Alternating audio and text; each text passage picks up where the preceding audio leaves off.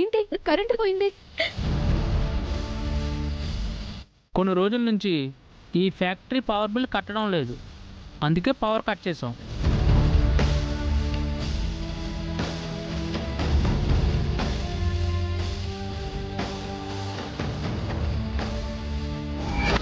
Sorry అమ్మా, డబ్బు ఇవ్వడం కుదరదు. కానీ డబ్బు లేదు, వేరే ఎక్కడైనా ట్రై చేసుకోవమ్మా.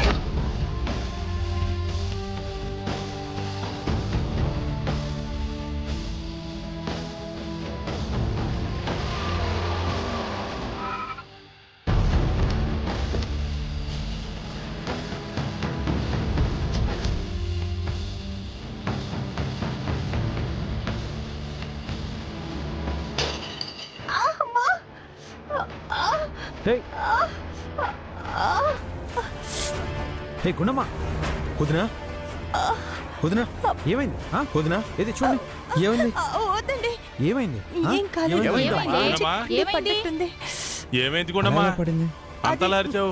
ఏం లేదు తాతయ్య, అనుకోకుండా ఈ మొక్క కాళ్ళ మీద పడింది. అయ్యో, దెబ్బేం తగలేదు కదమ్మా? లేదు మావయ్య. అదేం చెట్టు కాదు కంగారు పడిపోవడానికి, అది కుండి. అదే మొక్క నీ కాలు మీద పడుంటే దానికి 4 కట్లు కట్టి 4 రోజులైనా బెడ్ మీద నుంచి దిగేదానివి కాదు. అయినా గుణమ్మా, చూసుకోకుండా ఎలా ఉన్నావు?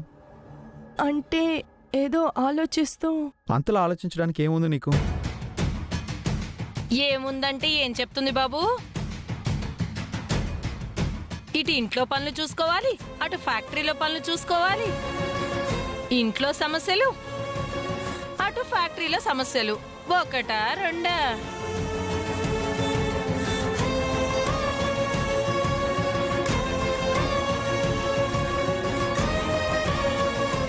ఫ్యాక్టరీలో సమస్యలా? ఏంటదినా? మొత్తం ప్రాబ్లం సాల్వ్ చేసి నువ్వు వర్క్ చేయడం స్టార్ట్ చేసావు కదా గుండమ్మా, మళ్ళీ ఏంటి ప్రాబ్లం?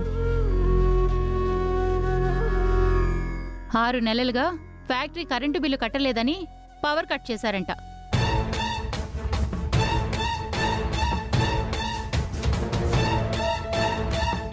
$50,000 బిల్లు కట్టాలి, లేదంటే ఫ్యాక్టరీకి షట్టర్ వేసి దానికి తాళం వేసి ఆ తాళాన్ని బొడ్డులో పెట్టుకుని కూర్చోవాలి.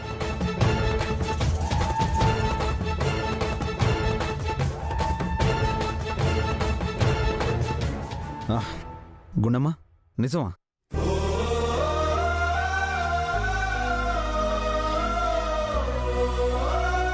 అవునమ్మా గుండమ్మా, ఆఫ్టర్ ఆల్ 50,000 కోసం నువ్వెందుకమ్మా అంత టెన్షన్ పడుతున్నావు? నన్ను అడిగితే నేను ఇవ్వనన్నానా? అట్లీస్ట్ నాకైనా ఫోన్ చేసి ఓ మాట చెప్పొచ్చు కదా, నేను ఇచ్చేవాడిని కదా. మీరిచ్చేదేంటి? ఇలా ప్రాబ్లం వచ్చిందని చెప్పగానే ఆ 50,000 తీసుకొచ్చి నేనే తన చేతిలో పెట్టబోయాను, కానీ తీసుకోలేదు తను.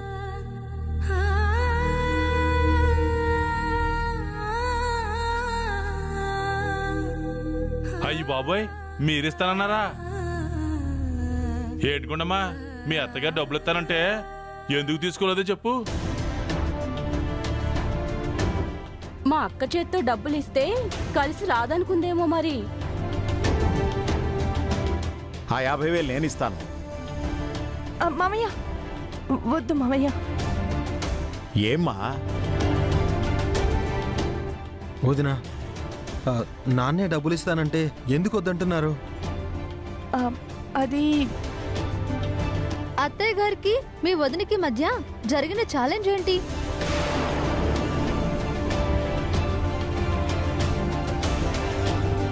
రెండు నెలల్లో ఆ ఫ్యాక్టరీని లాభాల్లోకి తెప్పిస్తానని ఆవిడ, తెప్పించలేదని ఈవిడ. తెప్పిస్తే గనక నేను గ్రేట్ అని ఒప్పుకోవాలని ఆవిడ. తెప్పించకపోతే 2 నెలల్లో నా కొడుక్కి విడాకులిచ్చి నువ్వు బయటికి వెళ్ళాలి అని ఈవిడ. ఇదే కదా ఒప్పందం?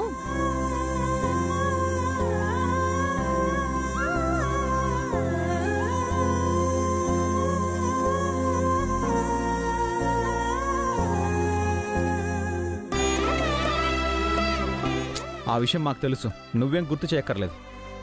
అయ్యో బావగారు, నేనేం కావాలని గుర్తు చేయట్లేదు. కానీ ఇప్పటి సిచ్యువేషన్కి ఆ టాపిక్కి చిన్న సంబంధం ఉంది.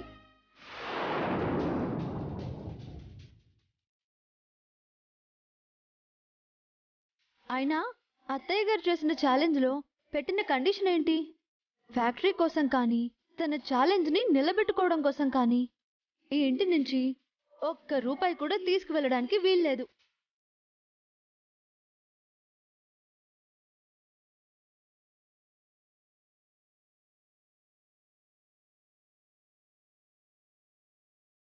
మరి ఇప్పుడు మీ దగ్గర డబ్బులు తీసుకుంటే ఆ కండిషన్ తప్పినట్టే కదా?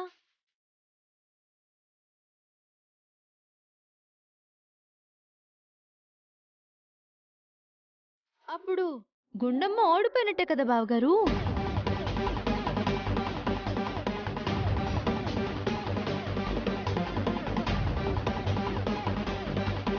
అందుకే తీసుకోవట్లేదు బాబు. సప్త సముద్రాలు ఈదినోడు బురద గుంట్లో పడి చచ్చినట్టు మీ అందరినీ కాదని అత్తగారితోనే ఛాలెంజ్ చేసి లక్షలు పెట్టి ఫ్యాక్టరీ సొంతం చేసుకుంది. కానీ ఇప్పుడు కరెంటు బిల్లు కట్టడానికి కనీసం 50,000 లేక దిక్కులు చూస్తోంది. మీరు ఊరుకోండి అత్తయ్య. మీరు మా అక్కనలా తక్కువ చేసి మాట్లాడితే మాత్రం నాకు నచ్చదు. గుండమ్మ ఏదైనా అనుకుంది అంటే ఖచ్చితంగా చేసి తీరుతుంది. ఆఫ్టర్ ఆల్ 50,000 ఏంటి, 5 లక్షల కరెంట్ బిల్ అయినా సరే ఇట్టే కట్టుపడేస్తుంది మా అక్క. తను తలుచుకోవాలంతే.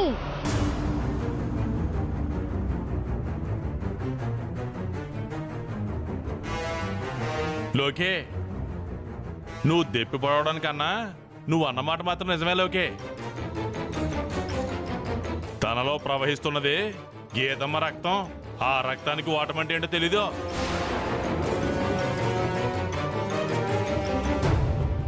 ఊరుకో తమ్ముడు. ఇదే మాట చెప్పి చెప్పి నీ మనవరాల్ని మొలక చెట్టు చిట్టారు కొమ్మకి ఎక్కిచ్చేసావు. ఇప్పుడు అది ఆ చిట్టారు కొమ్మ మీద కూర్చొనుంది. కొమ్మ విరిగి కింద పడేలా ఉంది. అవునక్క, ఇది కొమ్మ మీద నుంచి నేల మీద పడాలనే కదా మీరంతా కోరుకుంటుంది.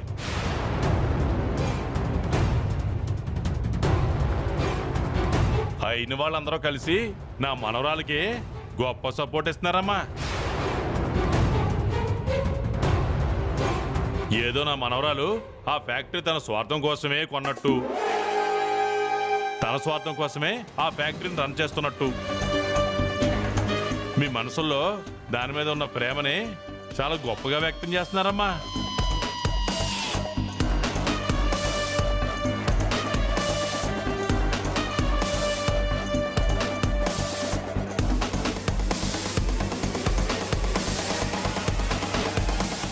నేను అప్పటికి చెప్పాను, ఈ ఇంటి కోడలుగా నీ పనేంటి? నీ భర్తను చూసుకున్నావా? నీ అత్తమామలను చూసుకున్నావా? నీ మరిదిని నీ చెల్లెల్ని చూసుకున్నావా? ఈ కుటుంబ సభ్యుల్ని చూసుకున్నావా? వీళ్ళకి ఏ లోటు రాకుండా ఏది అడిగితే దాన్ని వండి పెట్టావా? ఏ పని చెప్తే ఆ పని చేశావా? అంతవరకు ఉంటే చాలు కదా అంటే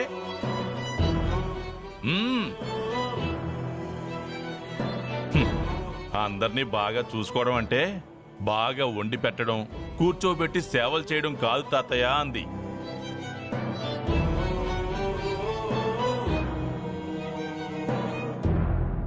వాళ్ళ మనసులకి బాధ కలగకుండా చూడాలి. వాళ్ళల్లోని ఎవరి కంట్లోంచైనా కన్నీళ్ళు వస్తే వాటిని రాకుండా చెయ్యాలి.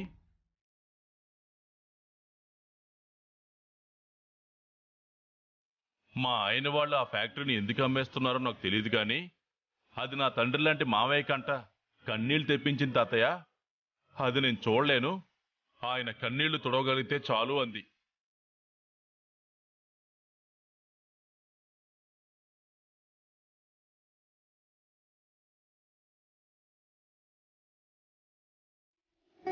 ఇంత లావుగా ఉన్న నన్ను తీసుకొచ్చి ఇంత గొప్పింటికి కోడల్ని చేసి ఇదిగో రాముళ్లాంటి ఈయనకి భార్యం చేసినందుకు ఈయన గారి రుణం కొంతైనా తీర్చుకోగలిగితే చాలు తాతయ్య అన్నావు. ఇప్పుడు ఏమైందమ్మా?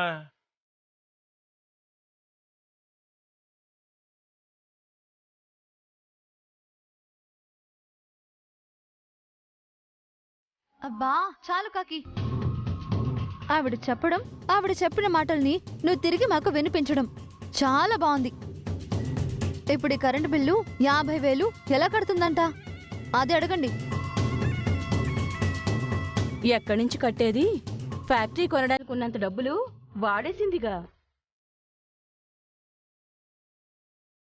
దానికి మిగులున్న 40 రోజుల గడువు ఇలా గడిచిపోవడం తప్ప చేయగలిగింది ఏమీ లేదు.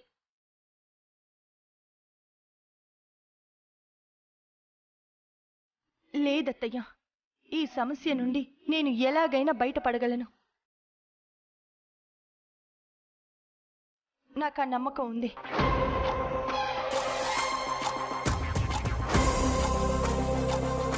ఆపుగుండమ్మా. నమ్మకం ఉందంటే సరిపోతుందా? డబ్బులు ఎలా తెస్తావు? ఏం చేసి తెస్తావు? ఫ్యాక్టరీ రన్నింగ్లో ఉంటే నువ్వు డబ్బులు సంపాదించగలవు, కానీ అది రన్ అవ్వాలంటే డబ్బులు కావాలి. నీకున్నది ఆ ఫ్యాక్టరీ, ఇంట్లో ఉండే పాత కుట్టు మిషన్. అవి తప్ప డబ్బులు తెచ్చే మార్గాలు ఇంకేమున్నాయి నీకు? మీరు ఏమన్నారండి? కుట్టు మిషన్ తప్ప నీకు డబ్బులు సంపాదించి పెట్టే మార్గం ఏముంది అన్నారు. మీరు ఇంత మంచివారేంటండి? నాకు సమస్య ఎదురైన ప్రతిసారి బయట పడేయడానికి భలే ఐడియా ఇస్తుంటారు.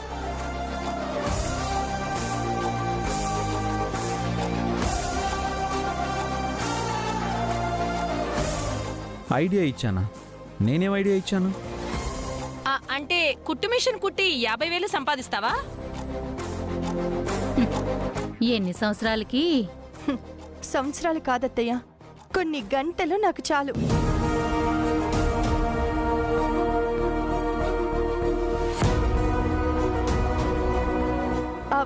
ఏమండి, మీ ల్యాప్టాప్ వాడుకుంటాను, ఒకసారి ఇస్తారా? వెంటనే ఇచ్చేస్తాను. రే బాబీ, ల్యాప్టాప్ ఇవ్వు. ఇవ్వు బాబీ. ఇదిగో వదినా. పాస్వర్డ్ ఏంటి బాబీ?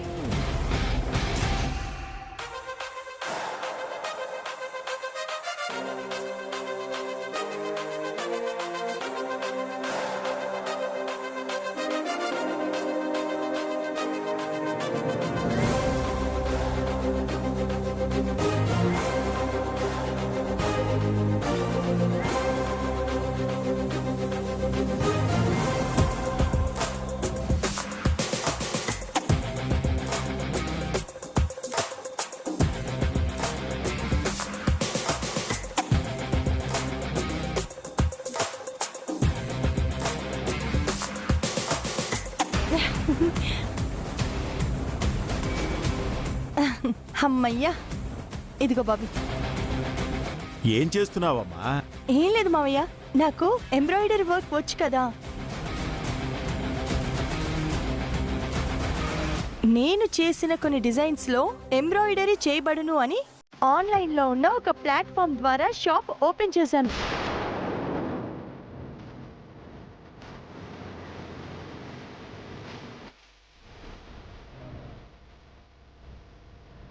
ఆహా, నువ్వు డిజైనర్ వర్క్ చేసేస్తానంటే వచ్చేస్తారా?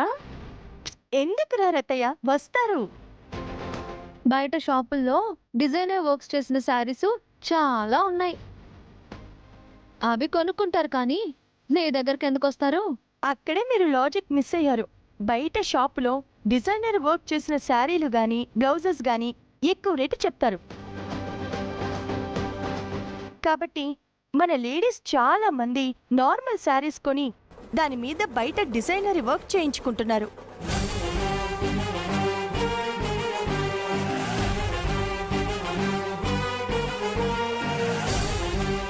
మిడిల్ క్లాస్ నుండి కోటీశ్వరుల వరకు ఈ పద్ధతిని ఫాలో అవుతున్నారు.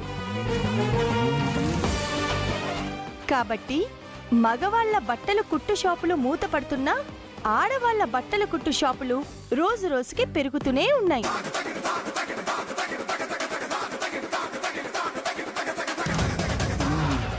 చూస్తూ ఉండండి, నాకు ఖచ్చితంగా మంచి మంచి ఆర్డర్స్ వస్తాయి.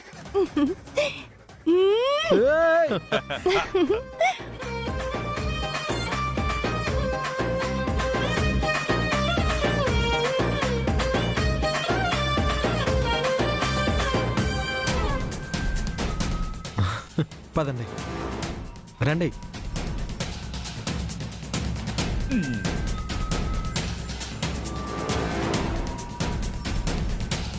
దాని కాన్ఫిడెన్స్ ఏంటి? నిజంగానే ఆర్డర్లు వస్తాయంటావా? దాని మొహం వస్తాయి.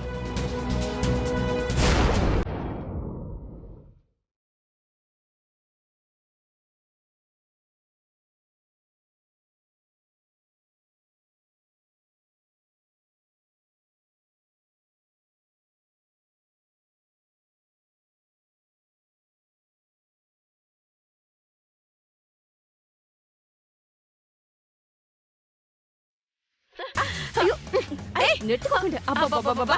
అలా మీద పడిపోతారేంటండి? ఆగండి. అబ్బా, ఇప్పుడే కదా ఆన్లైన్ లో షాప్ పెట్టింది, అప్పుడే ఇంత క్రౌడా? చెప్పండి, మీకు మూతి కుట్టాలా, ముక్కు కుట్టాలా, చెవులు కుట్టాలా? ముక్కైతే వారం రోజులు, చెవులైతే 10 రోజులు, మూతైతే నెల పడుతుంది. ఏంటి? ఎందుకా? అయ్యో, మీకంటే ముందు అంతమంది అపాయింట్మెంట్ తీసేసుకున్నారు మరి. అందుకే మీకు అపాయింట్మెంట్స్ లేవు. వెళ్ళిపోండి, వెళ్ళిపోండి. అమ్మగారు, మీకు దండం పెడతామండి, అర్థం చేసుకోండి ప్లీజ్ అండి. ఏంటే, ఏం జరుగుతుంది ఇక్కడ? ఆన్లైన్ లో ఆట ఆడుకుంటున్నాం అక్క. ఆన్లైన్ లో ఆట? ఆన్లైన్ లో ఆట అదేంటమ్మా? అదే మా నాయనమ్మ ఇందాకే చెవులు ముక్కు కుట్టబడును అని ఆన్లైన్ లో షాప్ ఓపెన్ చేసింది.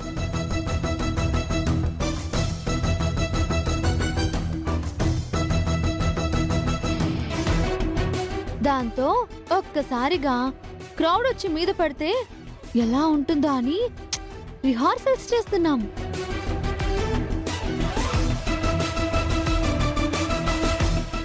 అంటే వదిన్ని వెటకారం చేయడానికే కదా మీరు ఇలా చేస్తుంది? వెటకారం చేస్తే మాకేమొస్తుంది? మీలో ఉన్న శాడిజం కొంచెం సాటిస్ఫై అవుతుంది కదా. అరే, వీళ్ళనంటారేంటండి? లేకపోతే ఏంటే వాడు చేస్తోంది? తనకొచ్చిన ప్రాబ్లం సాల్వ్ చేసుకోవడానికి ఆన్లైన్లో ప్రయత్నం చేస్తుంది. ఎంకరేజ్ చేయకపోయినా పర్లేదు, కానీ ఇలా ఎగతాళి చేయడం ఏం బాలేదు పిన్ని.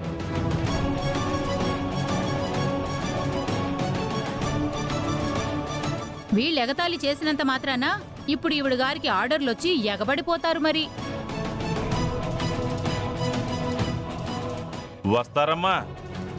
నీతిని నిజాయితీని నమ్ముకుని ముందుకు వెళ్లే వాళ్ళకి ఆ భగవంతుడు ఏదో రూపంలో వచ్చి సహాయం చేస్తాడు. వస్తే బాగుండు మరి. దేవుడు ఏ రూపంలో వస్తాడో మేం కూడా చూసేవాళ్ళం.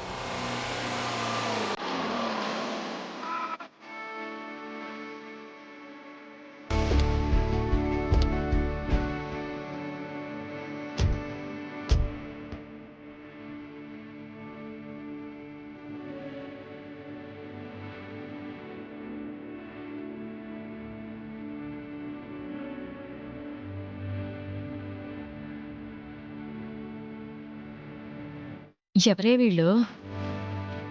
ఏమో నాకు తెలీదు. నమస్కారం అండి. నమస్కారం అమ్మా. గుండమ్మ గారు బాగున్నారా? బాగున్నానండి. హలో సార్, ఎలా ఉన్నారు? బాగున్నానండి.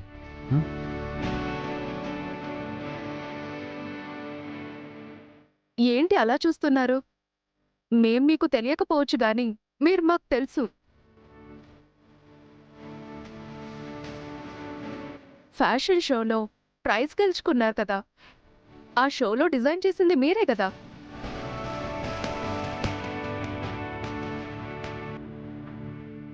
అప్పుడు ఫ్యాషన్ షోలో గెలిచినందుకు ఇప్పుడు విషెస్ చెప్పడానికి వచ్చారా? లేదండి, గుండమ్మ గారు శారీస్ కి డిజైనర్ వర్క్ చేయబడును అని ఆన్లైన్లో పెట్టారు కదా, అయితే ఆవిడతో డిజైన్ వర్క్ చేయించుకుందామని వచ్చాం.